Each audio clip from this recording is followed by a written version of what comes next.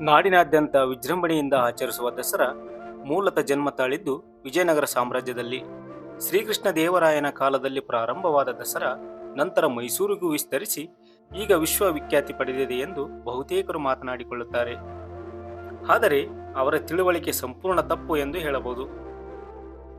ಕೇವಲ ವಿಜಯನಗರದಲ್ಲಿ ಪ್ರಾರಂಭವಾಯಿತು ಎನ್ನುವುದು ಅಷ್ಟೇ ಅವರು ಅರಿತುಕೊಂಡಿರುವ ಸತ್ಯ. ಆದರೆ ವಿಜಯನಗರ ಸಾಮ್ರಾಜ್ಯ ಸ್ಥಾಪನೆಗೂ ಮೊದಲು ದಸರಾ ಹಬ್ಬವನ್ನು ಒಬ್ಬ ಬುಡಕಟ್ಟು ಸಮುದಾಯದ ರಾಜ ಹುಟ್ಟುಹಾಕಿದನೆ ಎಂದರೆ ನಿಮಗೆಲ್ಲ ಆಶ್ಚರ್ಯ ಆಗಬಹುದು.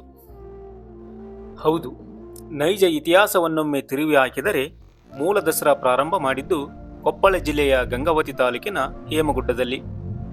ಹೇಮಗುಡ್ಡದ ಪರಿಸರದಿಂದ ಸುಮಾರು 4-5 ಕಿಲೋಮೀಟರ್ ದೂರದಲ್ಲಿರುವ ಕುಮ್ಮಟದುರ್ಗದ ಅರಸ ಗಂಡುಗಲಿ ಕುಮಾರರಾಮನೇ ಹೇಮಗುಡ್ಡದಲ್ಲಿ ದುರ್ಗಾ ಪರಮೇಶ್ವರಿಯನ್ನು ಸ್ಥಾಪಿಸಿ ಮಹಾನವಮಿಯ ಸಮಯದಲ್ಲಿ ಆನೆಯ ಮೇಲೆ ಚಿನ್ನದ ಅಂಬಾರಿಯನ್ನು ಓರಿಸಿ ಅಂಬಾರಿಯಲ್ಲಿ ದುರ್ಗಾ ಪರಮೇಶ್ವರಿಯನ್ನು ಕೂರಿಸಿ ಮೆರವಣಿಗೆ ಮಾಡಿ ದಸರಾ ಆಚರಿಸಲು ಪ್ರಾರಂಭಿಸಿದನು. ಅಲ್ಲಿಂದ ಶುರುವಾದ ದಸರಾ ಇಲ್ಲಿಯವರೆಗೂ ವಿಜೃಂಭಿಸುತ್ತಿರುವುದನ್ನು ನಾವೆಲ್ಲ ಸಂಭ್ರಮಿಸುತ್ತಿದ್ದೇವೆ. ಆದರೆ ಈ ಮೂಲ ಇತಿಹಾಸವನ್ನು ಕೆದಕುತ್ತಾ ಹೋದಾಗ ನಮಗೆ ರಣರೋಚಕ ಘಟನೆಗಳು ಕಾಣಸಿಗುತ್ತವೆ. ಅಂತಹ ಘಟನಾವಳಿಗಳನ್ನು ಮತ್ತು ಮೈಸೂರು ದಸರಾ ಸಂಭ್ರಮದಲ್ಲಿ ಅತ್ಯಾಕರ್ಷಕವಾಗಿ ಕಂಗೊಳಿಸುವ ಅಂಬಾರಿ ಮತ್ತು ಸಿಂಹಾಸನದ ಇತಿಹಾಸ ಅನಾವರಣಗೊಳ್ಳುತ್ತಾ ಹೋಗುತ್ತದೆ. ನಾಡಿನಾದ್ಯಂತ ವಿಜೃಂಭಣೆಯಿಂದ ಆಚರಿಸುವ ದಸರಾ ಮೂಲತಃ ಜನ್ಮ ತಾಳಿದ್ದು ವಿಜಯನಗರ ಸಾಮ್ರಾಜ್ಯ ಸ್ಥಾಪನೆಗೆ ಪ್ರೇರಣೆಯಾದ ಗಂಡುಗಲಿ ಕುಮಾರರಾಮನ ಕುಮ್ಮಟ ರಾಜ್ಯದಲ್ಲಿ. ಮುಂದೆ ವಿಜಯನಗರ ಸಾಮ್ರಾಜ್ಯದ ಸಾಮ್ರಾಟ ಶ್ರೀಕೃಷ್ಣ ದೇವರಾಯನ ಕಾಲದಲ್ಲಿ ವೈಭವದಿಂದ ಮೆರೆದು ನಂತರ ಮೈಸೂರಿಗೂ ವಿಸ್ತರಿಸಿ ಈಗ ವಿಶ್ವವಿಖ್ಯಾತಿಯನ್ನು ಪಡೆದಿದೆ. ಮೈಸೂರು ಅರಮನೆಯ ಕೇಂದ್ರ ಬಿಂದುವಾಗಿರುವ ರತ್ನಖಚಿತ ಸಿಂಹಾಸನ 250 kg ತೂಕ ಇರುವ ಇದನ್ನು ನೋಡಿದರೆ ಒಂದು ಕ್ಷಣ ಎಲ್ಲರೂ ಉಬ್ಬೇರಿಸಲೇಬೇಕು. ಅಷ್ಟೊಂದು ಅತ್ಯಾಕರ್ಷಕವಾಗಿರುವ ಸಿಂಹಾಸನ ಮುತ್ತು, ರತ್ನ, ಬಂಗಾರ, ವಜ್ರ ವೈಡೂರ್ಯದಿಂದ ನಿರ್ಮಾಣಗೊಂಡಿರುವುದರಿಂದ ನೋಡಿದವರು ಅಚ್ಚರಿ ಪಡಲೇಬೇಕಾದಂಥ ಆಕರ್ಷಣೆ ಆ ಸಿಂಹಾಸನಕ್ಕಿದೆ. ಹಾಗೆ ಅಂಬಾರಿಯ ವಿಷಯಕ್ಕೆ ಬಂದರೆ ಇದು ಕೂಡ ಗಂಡುಗಲಿ ಕುಮಾರರಾಮನ ರಾಜ್ಯದಲ್ಲಿ ಇತ್ತು. ಇದು 750 kg ತೂಕ ಇದ್ದು ಇದನ್ನು ಅಂಜೂರದ ಕಟ್ಟಿಗೆಗಳಿಂದ ನಿರ್ಮಿಸಲಾಗಿದೆ. 750 kgಯಲ್ಲಿ 80 kg ತೂಕದ ಚಿನ್ನದ ತಗಡಿನಿಂದ ಲೇಪನ ಮಾಡಿರುವುದರಿಂದ ನೋಡುಗರು ಇದನ್ನು ಚಿನ್ನದ ಅಂಬಾರಿ ಎಂದೇ ಭಾವಿಸಿದ್ದಾರೆ. ಅಂಬಾರಿ ಮತ್ತು ಸಿಂಹಾಸನ ಎರಡೂ ಕೂಡ ಅರಮನೆಯ ಮೆರುಗನ್ನು ಹೆಚ್ಚಿಸಿವೆ. ಅಷ್ಟೇ ಅಲ್ಲದೆ ಅತ್ಯಂತ ಬೆಲೆ ಬಾಳುವ ಸಂಪತ್ತಾಗಿವೆ. ಈ ರತ್ನಖಚಿತ ಸಿಂಹಾಸನ ಮತ್ತು ಅಂಬಾರಿಯ ಮೂಲ ಹಾಗೂ ನಡೆದ ಬಂದ ಹಾದಿಯೇ ರೋಚಕವಾದದ್ದು. ಇದರ ಇತಿಹಾಸವನ್ನೊಮ್ಮೆ ಕೆದಕುತ್ತಾ ಹೋದಂತೆ ಹಲವಾರು ಆಯಾಮಗಳು ತೆರೆದುಕೊಳ್ಳುತ್ತವೆ. 16 ದಾಖಲೆಗಳು ಕಾಣಸಿಗುತ್ತವೆ. ಹಾಗೆ ನೋಡುವುದಾದರೆ ತಾಮ್ರ ಶಾಸನಗಳಿಂದ ಮತ್ತು 16 ಥರದ ದಾಖಲೆಗಳಿಂದ ಎಕ್ಕಿ ತೆಗೆದು ಸ್ಪಷ್ಟ ನಿದರ್ಶನವನ್ನು ನೀಡುವಲ್ಲಿ ಹಲವಾರು ಇತಿಹಾಸಕಾರರು ಯಶಸ್ವಿಯಾಗಿದ್ದಾರೆ. ಇಂಥವರ ಸಾಲಿನಲ್ಲಿ ನಿಲ್ಲುವ ಕೊರಟಿ ಶ್ರೀನಿವಾಸ ರಾವ್ ರವರು ಮತ್ತು ಉಲ್ಲೂರು ಶ್ರೀನಿವಾಸ ಜೋಯಿಸರು ತಮ್ಮ ಐತಿಹಾಸಿಕ ಲೇಖನಗಳು ಹಾಗೂ ಸಂಶೋಧನಾ ಲೇಖನಗಳು ಎಂಬ ಗ್ರಂಥ ಭಂಡಾರದಲ್ಲಿ ಈ ರತ್ನಖಚಿತ ಸಿಂಹಾಸನದ ಕುರಿತು ಸ್ಪಷ್ಟವಾದ ಚಿತ್ರಣವನ್ನು ನೀಡಿದ್ದಾರೆ. ಹಾಗೆ ಕೊರಟಿ ಶ್ರೀನಿವಾಸರಾವ್ ಅವರು ತಮ್ಮ ಐತಿಹಾಸಿಕ ಲೇಖನಗಳ ಸಂಗ್ರಹ ಗ್ರಂಥದಲ್ಲಿ ಸಿಂಹಾಸನ ಮತ್ತು ಅಂಬಾರಿಯ ಕುರಿತು ಉಲ್ಲೇಖಿಸಿದ್ದಾರೆ.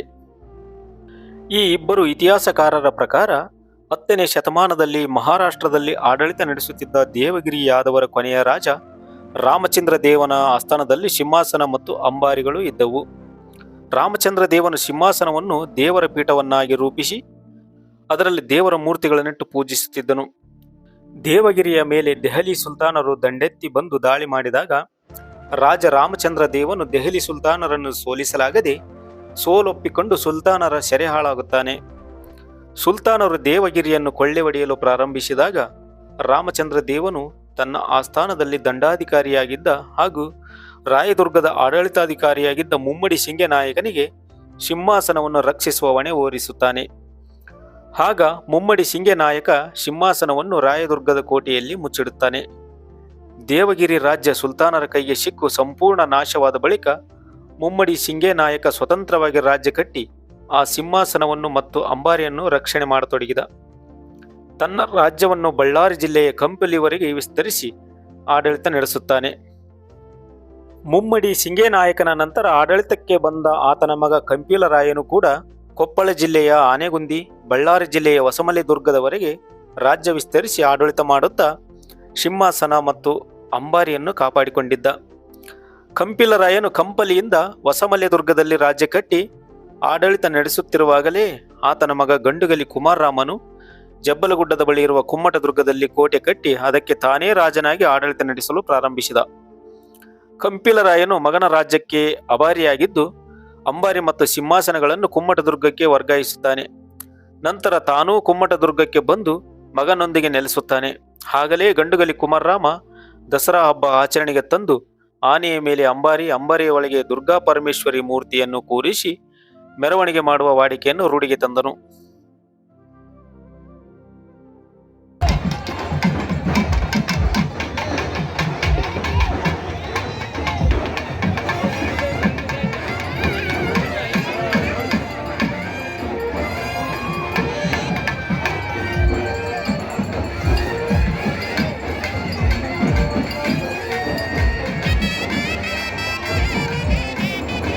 ಕುಮಾರರಾಮನ ಸಹೋದರಿಯ ಮಕ್ಕಳಾದ ಅಕ್ಕಬುಕ್ಕರು ತಮ್ಮ ತಂದೆಯಾದ ಭಾವಸಂಗಮನೊಂದಿಗೆ ಕುಮಾರರಾಮನ ರಾಜ್ಯದಲ್ಲಿ ಭಂಡಾರದ ಕಾವಲುಗಾರರಾಗಿ ಕಾರ್ಯನಿರ್ವಹಿಸುತ್ತಿರುತ್ತಾರೆ. ಕುಮ್ಮಟದುರ್ಗದಲ್ಲಿ ಬೆಲೆಬಾಳುವ ಸಂಪತ್ತಾಗಿರುವ ಅಂಬಾರಿ ಸಿಂಹಾಸನ ಇರುವ ಸಂಗತಿಯನ್ನು ತಿಳಿದ ದೆಹಲಿ ಸುಲ್ತಾನ್ ಮೊಹಮ್ಮದ್ ಬಿನ್ ತುಘಲಕ್ಕನ ಕಣ್ಣು ಕುಮ್ಮಟದುರ್ಗದ ಮೇಲೆ ಬೀಳುತ್ತದೆ.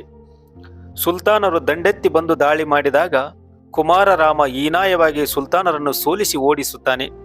ಸತತ 7 ವರ್ಷಗಳ ಕಾಲ ಕುಮಾರರಾಮನೊಂದಿಗೆ ಕಾದಾಡಿ 3 ಮಹಾಯುದ್ಧಗಳಲ್ಲಿ ಸುಲ್ತಾನರು ಸೋತು ಪಲಾಯನಗೈಯುತ್ತಾರೆ. ನಂತರ 1327ರಲ್ಲಿ ಮತ್ತೆ ವಾಪಸ್ ದಂಡೆತ್ತಿ ಬಂದ ಸುಲ್ತಾನರು ತೆಲುಗು ರಾಜ್ಯದ ಮಾತಂಗಿ ಎಂಬ ಹೆಣ್ಣನ್ನು ಮುಂದಿಟ್ಟುಕೊಂಡು ಯುದ್ಧಕ್ಕೆ ಬರುತ್ತಾರೆ.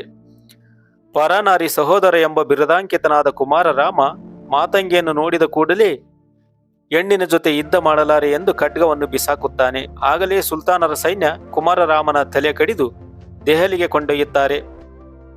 ಇನ್ನುಳಿದ ಸುಲ್ತಾನರ ಸೈನಿಕರು ಕುಮ್ಮಟದುರ್ಗವನ್ನು ಕೊಳ್ಳೆ ಹೊಡೆಯಲು ಮುಂದಾಗುತ್ತಾರೆ. ಆಗ ಅಕ್ಕಬುಕ್ಕರು ಅಂಬಾರಿ ಮತ್ತು ಸಿಂಹಾಸನವನ್ನು ಹುತ್ತದಲ್ಲಿ ಉಗಿದು ಬಚ್ಚಿಡುತ್ತಾರೆ. ಇನ್ನುಳಿದ ಸಂಪತ್ತನ್ನೆಲ್ಲ ಮಂತ್ರಿ ಬೈಚಪ್ಪ ನಾಯಕನು ಆನೆಗೊಂದಿ ವಾಲಿ ಕಿಲ್ಲಕ್ಕೆ ಸಾಗಿಸಿಬಿಡುತ್ತಾನೆ. ಯುದ್ಧದಲ್ಲಿ ಸೋತ ಕುಮ್ಮಟದುರ್ಗದ ಅಳಿದುಳಿದ ವೀರರನ್ನು ಸುಲ್ತಾನರು ಸೆರೆ ಹಿಡಿಯುತ್ತಾರೆ. ಅಕ್ಕಬುಕ್ಕರನ್ನು ಸೆರೆ ಹಿಡಿದು ದೆಹಲಿಗೆ ಕೊಂಡೊಯ್ದು ಮುಸ್ಲಿಂ ಧರ್ಮಕ್ಕೆ ಮತಾಂತರಿಸಿಬಿಡುತ್ತಾರೆ. ಕುಮ್ಮಟದುರ್ಗದ ಆಡಳಿತಕ್ಕೆ ದೆಹಲಿ ಸುಲ್ತಾನ ಮಲ್ಲಿಕ್ ನಬಿ ಎಂಬಾತನನ್ನು ನೇಮಿಸುತ್ತಾನೆ. ಆಗ ಸ್ಥಳೀಯರು ಮಲ್ಲಿಕ್ ನಬಿ ವಿರುದ್ಧ ದಂಗೆ ಹೇಳುತ್ತಾರೆ. ಇದನ್ನೆಲ್ಲ ತಿಳಿದ ಸುಲ್ತಾನ್ ಈ ದಂಗೆ ಸದೆಬಡಿಯಲು ಸ್ಥಳೀಯರೇ ಸೂಕ್ತ ಎಂದು ನಿರ್ಧರಿಸಿ ಮುಸ್ಲಿಂ ಧರ್ಮಕ್ಕೆ ಮತಾಂತರಿಸಿಕೊಂಡಿದ್ದ ಅಕ್ಕಬುಕ್ಕರನ್ನು ಪುನಃ ಕುಮ್ಮಟದುರ್ಗದ ಆಡಳಿತ ನೋಡಿಕೊಳ್ಳಲು ಮತ್ತು ಮಲ್ಲಿಕ್ ನಬಿಗೆ ಬೆಂಬಲವಾಗಿರಲು ಕಳಿಸುತ್ತಾನೆ.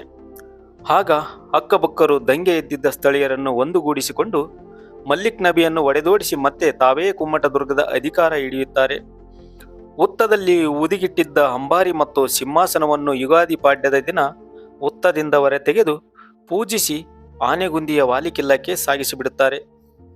ಆನೆಗೊಂದಿಯಲ್ಲಿ 1336ರಲ್ಲಿ ವಿಜಯನಗರ ಸಾಮ್ರಾಜ್ಯವನ್ನು ಕಟ್ಟಿ ಆಡಳಿತ ನಡೆಸಲು ಮುಂದಾಗುತ್ತಾರೆ.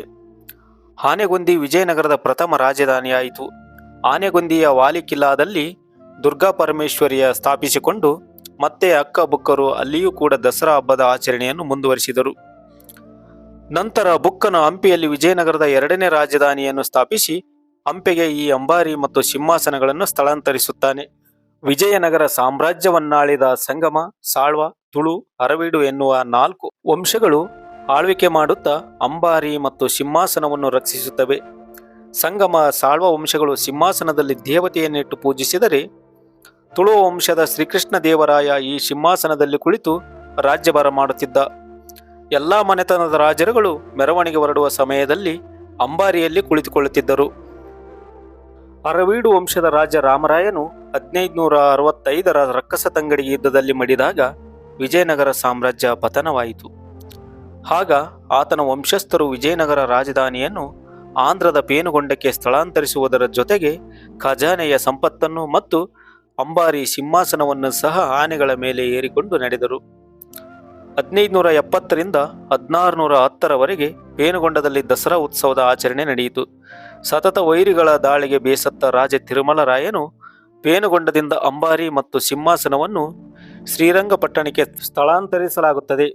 ಶ್ರೀರಂಗಪಟ್ಟಣದಲ್ಲೂ ಸಹ ವೈರಿಗಳ ದಾಳಿ ಆದಾಗ ರಕ್ಷಿಸಲು ಬೇರೆ ದಾರಿ ಇಲ್ಲದಾದಾಗ ವಿಜಯನಗರ ಸಾಮ್ರಾಜ್ಯದ ಗವರ್ನರ್ ಆಗಿದ್ದ ಶ್ರೀರಂಗರಾಯರು ಅಂಬಾರಿ ಮತ್ತು ಸಿಂಹಾಸನವನ್ನು 1610ರಲ್ಲಿ ಅಂದಿನ ಮೈಸೂರಿನ ಒಡೆಯರಾದ ರಾಜ ಒಡೆಯರಿಗೆ ಹಸ್ತಾಂತರಿಸುತ್ತಾರೆ. ಆ ಮೂಲಕ ಮೈಸೂರಿನಲ್ಲಿ ದಸರಾ ಉತ್ಸವಕ್ಕೆ ಚಾಲನೆ ದೊರೆಯಿತು ಎಂದು ಇತಿಹಾಸದ ದಾಖಲೆಗಳು ಹೇಳುತ್ತವೆ. ಒಟ್ಟಾರೆ ಏನೇ ಇರಲಿ, ಮೈಸೂರು ಅರಮನೆಯಲ್ಲಿ ಎಲ್ಲರನ್ನೂ ಆಕರ್ಷಿಸುವ ರತ್ನಖಚಿತ ಸಿಂಹಾಸನ ಮತ್ತು ಅಂಬಾರಿಯ ಹಿಂದೆ ಒಂದು ರಣರೋಚಕ ಇತಿಹಾಸ ಇರೋದು ಮಾತ್ರ ಸತ್ಯ. ಒಂದರ್ಥದಲ್ಲಿ ಹೇಳುವುದಾದರೆ, ಸಿಂಹಾಸನ ಮತ್ತು ಅಂಬಾರಿ ನಡೆದಲ್ಲೆಲ್ಲ ದಸರಾ ಉತ್ಸವವೂ ನಡೆದುಕೊಂಡು ಬಂದಿದೆ. ಕುಮಾರರಾಮನ ಹೇಮಗುಡ್ಡದಲ್ಲಿ, ಅಕ್ಕಬುಕ್ಕರ ಆನೆಗೊಂದಿಯಲ್ಲಿ, ಹಂಪೆಯಲ್ಲಿ, ಪೇನುಗೊಂಡದಲ್ಲಿ ಹಾಗೂ ಶ್ರೀರಂಗಪಟ್ಟಣದಲ್ಲಿ ಇಂದಿಗೂ ದಸರಾ ಉತ್ಸವವನ್ನು ನೋಡಬಹುದು. ಹಂಪೆಯಲ್ಲಿ ಶ್ರೀಕೃಷ್ಣ ದೇವರಾಯ ವಿಜೃಂಭಣೆಯಿಂದ ಮಾಡುತ್ತಿದ್ದದ್ದು ಇತಿಹಾಸ. ಅಂದಿನಿಂದ ಇಂದಿನವರೆಗೂ ಪರಂಪರಾಗತ ಸಂಸ್ಕೃತಿಯನ್ನು ಕಾಪಾಡಿಕೊಂಡು ಬಂದಿರುವುದು ನಾಡಿನ ಹಿರಿಮೆಯನ್ನು ಹೆಚ್ಚಿಸಿದೆ.